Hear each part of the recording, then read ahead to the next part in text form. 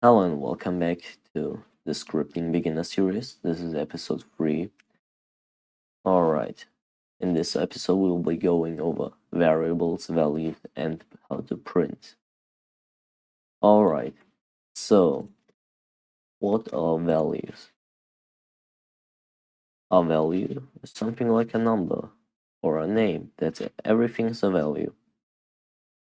This is a value, this is a value, this is a value. This is a value. This is a string value to be exact. This is a bool. This is a color-free value. This is a number value. What types of values are there? Number value. 5. Something like 5 is a number value. And there's bool value. True or false. Then there's string value. Something like a name. That's what a string value is. A bool value, for example, is anchored. You either disable or enable it. That's a bool value. Number value, something like transparency. Then there's some more, like, let me show you those, but those are not important as of now. We will be going over at some point. Those are value instances, not values themselves. They have a value saved in them. Alright. Now we will be doing variables. So you see, we always named workspace.baseplate here. How can we make this easier? How about we define what baseplate is in a variable? You might know what a variable is from math. Local x equals 5. It can be any number. X is a placeholder for a number. And this time, x is a placeholder for baseplate. We can name x whatever we want it to be named after. Just has to fulfill certain criteria, like no number at start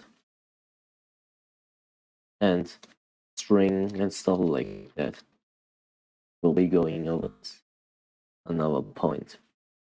Now name this baseplate, and now we can replace those lines through baseplate.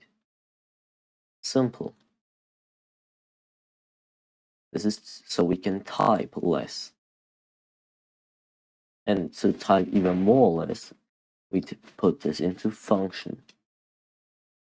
If we want to paste this like 100 times, alright, this would be a mess. I would hate to paste it 100 times.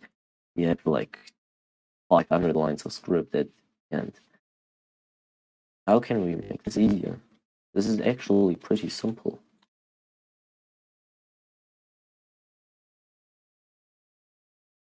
So, local function.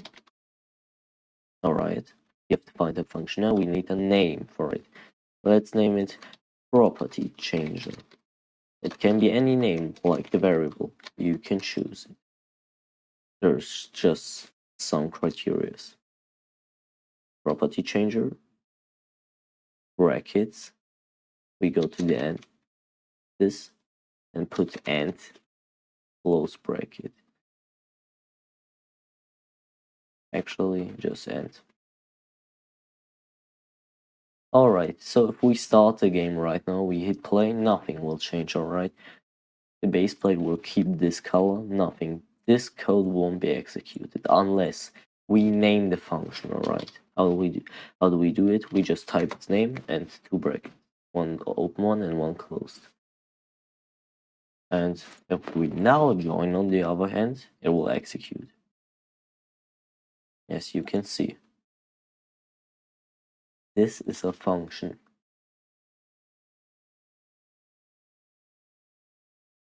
Okay, now to experiment a little bit more with variables, we will make a few more variables. Local, let's do variable 1 equals false, and local variable 2 is hello string. This is a string, this is a bool. And now let's do a number.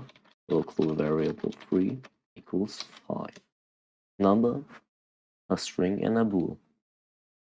Alright. What we'll be doing is print. Okay, what print? As you can see, it prints all provided values to the output. It will print the string value or the number value to the output. You will see it here. Now put print, open and close bracket, put variable 1 dot dot variable 3 plus 1.